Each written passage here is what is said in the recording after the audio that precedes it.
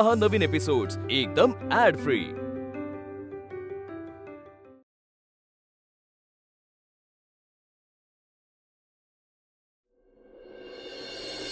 पण प्रभास, तुम्ही मिहिरवर हात उचलायला नको होता। वीणा, मी मुद्दाम नाही केलंय। माझा पेशन्स संपला वीणा। माझ्याकडून आपसूक हात उचलला गेला। वीणा, मी बघतोय ना त्याला। मी गेले काही दिवस मिहिरचं वागणं ऑब्झर्व करतोय। तो मुद्दाम मला आणि अत्तूला वेगळं करण्याचा प्रयत्न करतोय। उगाचच भोळेपणाचा आव आणतोय तिच्या समोर। हे सगळे त्या मिहिरचे डाव आहेत। आता मी आणि अत्तू एकमेकांशी बोलत होतो तर कशाला यायचं होतं? काय गरज होती मध्येच येऊन काहीतरी कामाचं बोलण्याची? पण म्हणून भावावर हात उगारायचा का? तुमच्या अशा वागण्याने अत्तूंना काय वाटलं असेल? उलट आपल्या दोघांच्या नात्यामुळे हे सगळं घडते असंच वाटणार त्यांना। ह्याचा विचार केला तुम्ही? अच्छा, म्हणजे सगळा विचार मीच करायचा हा? आणि मिहिरने काहीच नाही करायचं? मी तुमच्याकडूनच अपेक्षा ठेवू शकते ना। मी माझ्या प्रभासकडूनच अपेक्षा ठेवू शकते ना। माझा ज्याच्यावर हक्क आहे, ज्या माणसाचा माझ्यावर हक्क आहे, त्या माणसासमोरच मी माझ्या मनातली इच्छा व्यक्त करू शकते ना। प्रभास, तुम्हाला कळतंय का? उद्या मी तुमच्या घरात सून म्हणून येणार आहे आणि माझ्या येण्याने जर तुमच्या घरातली नाती विखुरली जात असतील ना तर मला नाही आवडणार। उलट माझ्या येण्याने सगळे असे आनंदी असले पाहिजे। सगळे एकत्र आनंदी असं घर हवंय मला। आणि तुमच्या अशा वागण्याने ना मनात फक्त द्वेष निर्माण होईल। कळतंय का तुम्हाला? ठीक आहे, चुकलं माझं। मग मिहिरला त्याची कबुली द्या आणि त्याची माफी मागा। नाही, मला नाही जमणार आहे। प्रभास, असं काय करताय? माझ्यासाठी, आपल्या दोघांच्या नात्यासाठी सुद्धा नाही करणार?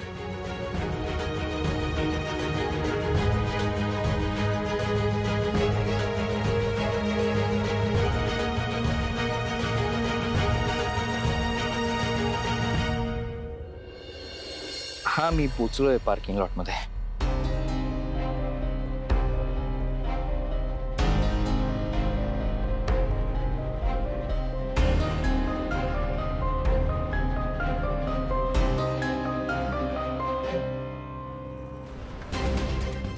काय झालं? मला कशासाठी बोलवलं? मिहिर हे तुमची माफी मागायला आलेत। हे बघा, त्यांना तुमच्यावर हात उगारायचा नव्हता, पण त्यांचं आणि अत्तूचं नातं खराब झाल्याने ते थोडे डिस्टर्ब झाले होते, म्हणून हे सगळं घडलं। इट्स ओके, मी अगदीच समजू शकतो। ऍक्च्युली अत्तू पण खूप डिस्टर्ब आहे। आज सकाळी जे काही झालं त्याच्यानंतर तिने ऑफिसमध्ये येऊन एक अत्यंत महत्त्वाची मीटिंग कॅन्सल केली। प्रभास, मला तुझी मनस्थिती अगदीच कळू शकते, पण प्लीज असं नको वागूस। तुला माझ्यावर राग व्यक्त करायचा आहे कर, तुला मला मारायचंय मार, पण प्लीज आत्यासमोर नको। निदान आत्यासमोर तरी जरा समजूतदारपणे वाग आणि असा धीर नको सोडूस रे। हे बघ, ती आत्या आहे, ती आज चिडली उद्या विसरली असं नाही होऊ शकत। ए मिहिर, तुला कसं मनवायचं ना ते तू मला नको शिकूस। तुझ्यापेक्षा चांगलं मी तिला ओळखतो। प्रभास, असं काय करताय? ते तुमच्या भल्यासाठीच सांगतायत ना सगळं। वीणा, हे बघ, नाही, इट्स ओके वीणा। मी आजवर जे काही वागलोय त्याच्यानंतर प्रभासचा माझ्यावर विश्वास बसणं खूपच कठीण आहे, पण तरीही ट्रस्ट मी प्रभास, मी खरंच बदललोय। नाहीतर सकाळी तू मला मारल्यानंतर मी तमाशे नसते का केले? मी तुझ्यावर हात नसता का उगारला? आत्याचे कान भरून तुला ऑफिसमधनं काढून टाकायला नसतं का सांगितलं? अरे, हे सगळं मी करू शकलो असतो, पण मी केलं का? नाही ना।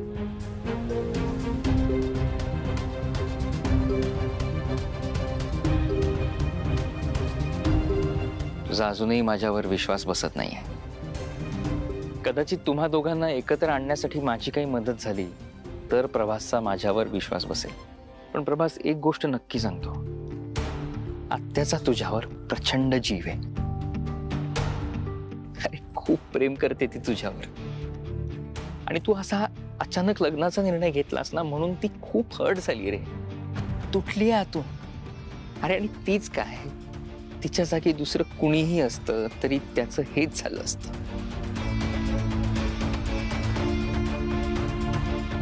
मला ऑफिसमध्ये खूप काम आहेत, येतो मी.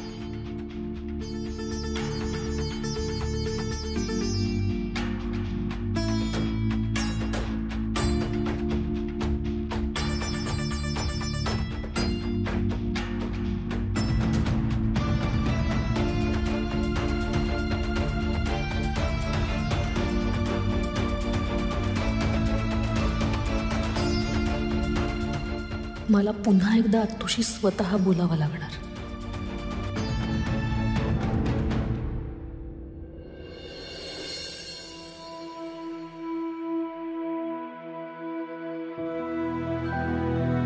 प्रभास, ऐका ना, मी उद्याच येते आणि आत्तूला भेटते. वीणा, ऐक ना, थोडे दिवस जाऊ देत ना. तू आत्ता आलीस आणि आत्तू भडकली तुझ्यावर तर.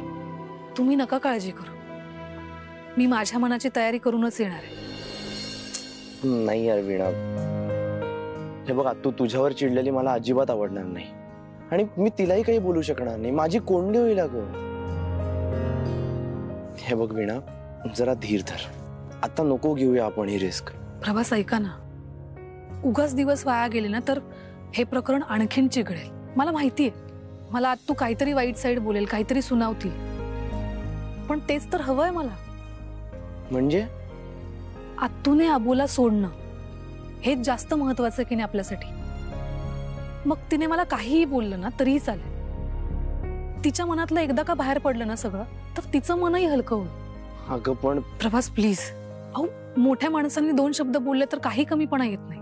आणि त्या जर बोलल्या तरच आपल्याला कळेल ना की त्यांच्या मनात काय सुरू आहे. त्याच्यामुळे बोलू द्या त्यांना. मी उद्या येते. वीणा, ठीक आहे, पण मग आत्तू ऑफिसला जाण्याच्या आधीच तू घरी ये. हा, म्हणजे तुम्हाला जे काय बोलून घ्यायचं ना ते माझ्या डोळ्यांसमोर बोलून घ्या. ठीक आहे, भेटू उद्या. येऊ? ऐक ना, पण म्हणजे हे भेटणं गरजेचंच आहे का? खरंच गरजेचं आहे. आणि तुम्ही नका काळजी करू, सगळं काही ठीक होणार आहे. भेटू उद्या. बाय. बाय.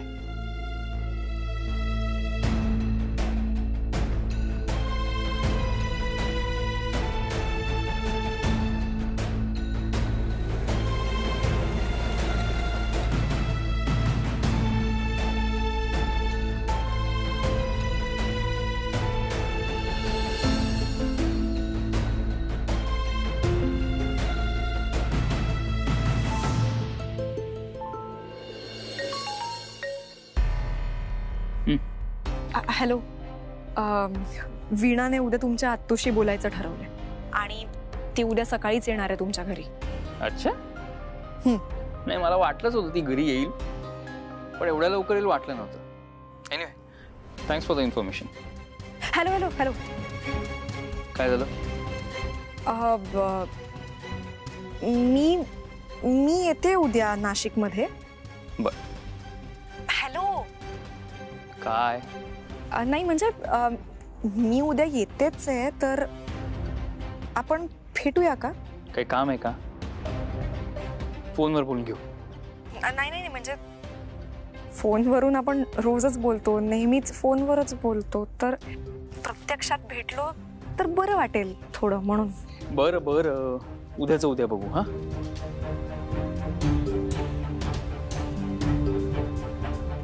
आपलं भेटणं गरजेचं आहे.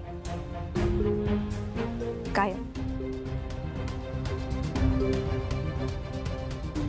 वीणासाठी उद्या माहोल बनवायला हवा.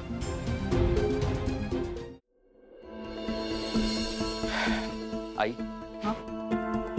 अरे काय झालं? काही हवंय का? तन्वी, तन्वी? एक काम कर, मी सांगतोय तसं कर. तन्वीला मी फोन लावतो, तू बोल तिच्याशी आणि तिला सांग की उद्या लग्नाची बोलणी करण्यासाठी तू आणि तिची आई तुम्ही दोघी इकडे या म्हणून. अरे पण बोल बोल बोल बोल.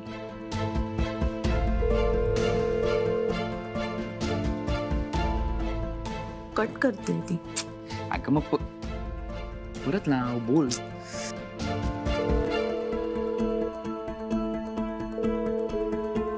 काय झालं? कट करते ती. तू धीर धर ना. कट धीर धरायला करते. वेळ नाहीये माझ्याकडे. ती फोन उचलत नाही ना. तिच्या आईचा नंबर आहे तुझ्याकडे? असेल, शोधावा लागेल. ताबडतोब शोध शोध लवकर शोध. एक मिनिट थांब. साने समेळ. हे बघ सरपोतदार. हा फोन लाव, ताबडतोब फोन लाव. उद्याच्या उद्या इकडे यायला सांग, कळलं का? नक्की ना? हा.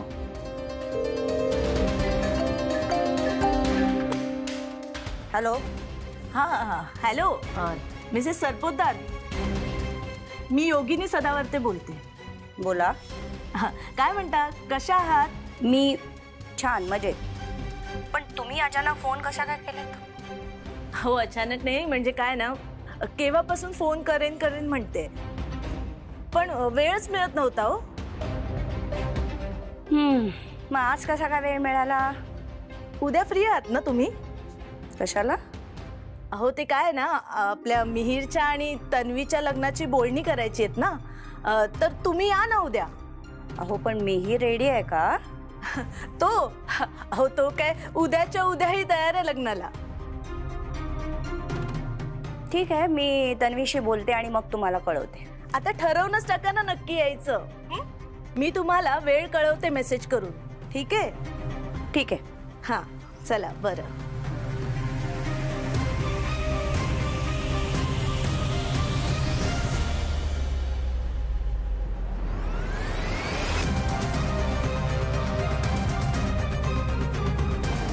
मिहिर, तू नक्की लग्नाला तयार आहेस ना?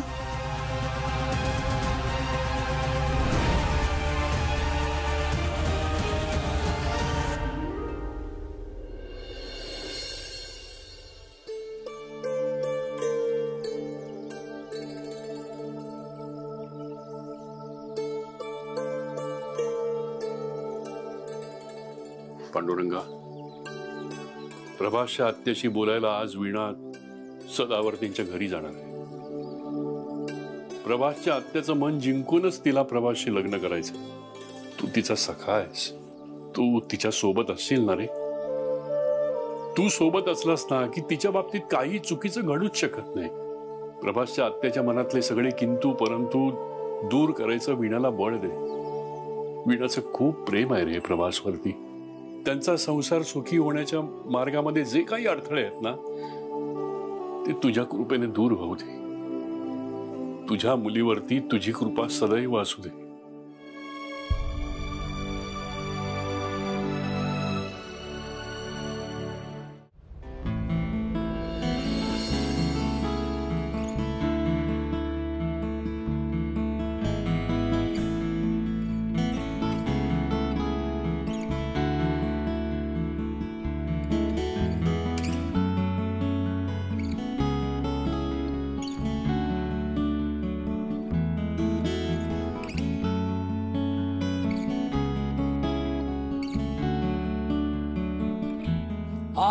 वा वा वा वा, काय सुगंध पसरला अगदी बाहेरपर्यंत.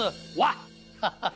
आमची आई नेहमी म्हणायची, जिने स्वयंपाकघरात केलेल्या पदार्थाचा सुगंध पार अंगणापर्यंत पोचतो आणि कोणता पदार्थ बनतोय हेही समजतं, ती खरी उत्तम गृहिणी.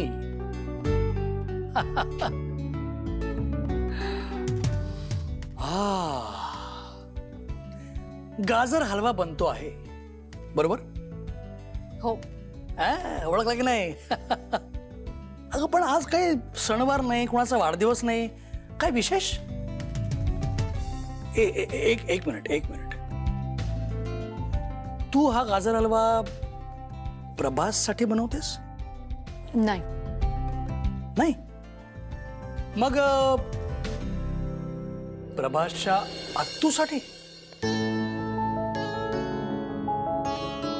शैलजासाठी का असं एकदम अचानक?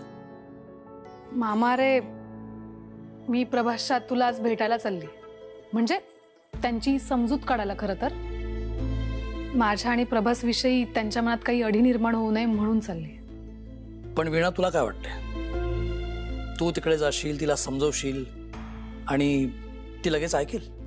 पण मामा अरे, आपण जर प्रयत्नच नाही केले तर कसं होईल? कदाचित असं सुद्धा होऊ शकतं ना की मी त्यांच्याशी बोलायला जाईल, त्या सगळं ऐकून घेतील आणि त्यांचा राग व्यक्त करतील, आणि त्यांनी बोलून जर त्यांचा राग व्यक्त केला तर त्यांचं मनही हलकं होईल. मामा हे बघ, तू नको टेन्शन घेऊ, सगळं काही ठीक होणार. खरं सांगू, मला तुझी आणि प्रभासची काळजी वाटते. पण मी शैलजाला खूप चांगला ओळखतो, त्यामुळे मला थोडी भीती वाटते. मामा, भीती मलाही वाटते, पण असं घाबरून कसं चालणार? उद्या मला आणि प्रभासला जर एकत्र राहायचं असेल तर येणाऱ्या अडचणींवर जोडीने मात करणं गरजेचं आहे ना. त्यामुळे काहीतरी गोड नेऊन त्यांच्या मनाचा कडवटपणा कमी करण्याचा प्रयत्न करेन.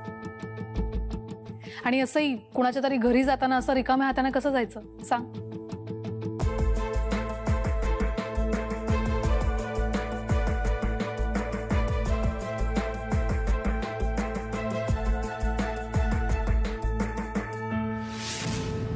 काय चाललं तुझं? थांब ना, काहीतरी करायचंय मला. बाबा नाही म्हणणार, बाबा हो म्हणणार. बाबा नाही म्हणणार, बाबा हो म्हणणार. बघितलं, म्हणजे फायनली आपलं प्रेम जिंकणार. ऑफकोर्स जिंकणार. मग हे सगळं कशाला? अरे असंच गंमत. पण तुला खूप काळजी घ्यायला लागणार आहे ना. मला आता काय? म्हणजे बाबा परवानगी देतील, पण तू नीट बोललास तर, नाही तर मग विसर मला. अरे सरळ सरळ धमकी? धमकी नाही रे, समजावतीये तुला.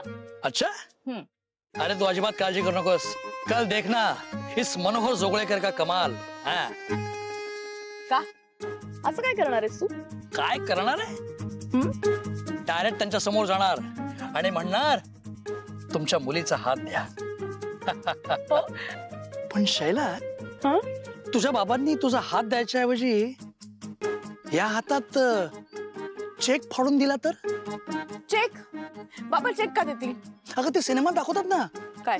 इस पर जो रकम डालनी है डाल दो, लेकिन उसके बाद हमेशा हमेशा के लिए मेरी बेटी को भूल जाओ. काय रे? तर रक्कम तुम्हाला भरायला लागेल ना. तू पैसे घेणार आहेस? म्हणजे असं झालं तर काही होणार नाही असं. माझे बाबा की इतके वाईट नाहीये. आणि मी काय म्हणते, तू ना गाजर हलवा घेऊन ये त्यांच्यासाठी, त्यांना खूप आवडतो, खुश होतील ते. अरे म्हणजे डायरेक्ट लाच? नहीं नहीं नहीं, रिश्वत देना और लेना गुन्हा है, मैं नहीं करने वाला. मी नाही. लाच नाही रे. आपण एखाद्याकडे गेलो तर रिकाम्या हाताने जातो का? नाही ना, काहीतरी घेऊन जातो ना. म्हणून म्हणतीये, तू गाजर हलवा घेऊन ये, त्यांना खायला घाल, ते खुश होतील. आणि तसंही तू गाजर हलवा खूप छान बनवतोस. यस, ठरलं. मी उद्या गाजर हलवा आणतो. त्यांनी एक घास घेतला की लगेच तुझा हात मागतो. ए पण मनोहर, तू फक्त बाबांसाठीच डबा आणणार का? नाही, मी 2 डबे घेऊन येणार. एका डब्यात गाजर हलवा आणि दुसऱ्यामध्ये मी स्वतः बसून येतो. काय रे? मामा रे, तू नाही करणार टेस्ट? मामा, मामा, मामा. अरे कुठे हरवलास तू? काय नाही अगं, तुझं सगळं काम व्यवस्थित हो हीच विठ्ठलाकडे प्रार्थना. बरं, तू बाबांशी बोललीस ना याबद्दल? सांगितलंय, त्यांनाही थोडंसं टेन्शन आलंय. तू काळजी करू नकोस, सगळं नीट होईल. बरं, तू टेस्ट नाही करणार आहेस का? अरे का नाही, नेकीवर पुश दे दे दे. थांब. हे कसं झालं? केवळ अप्रतिम, मस्त झालं.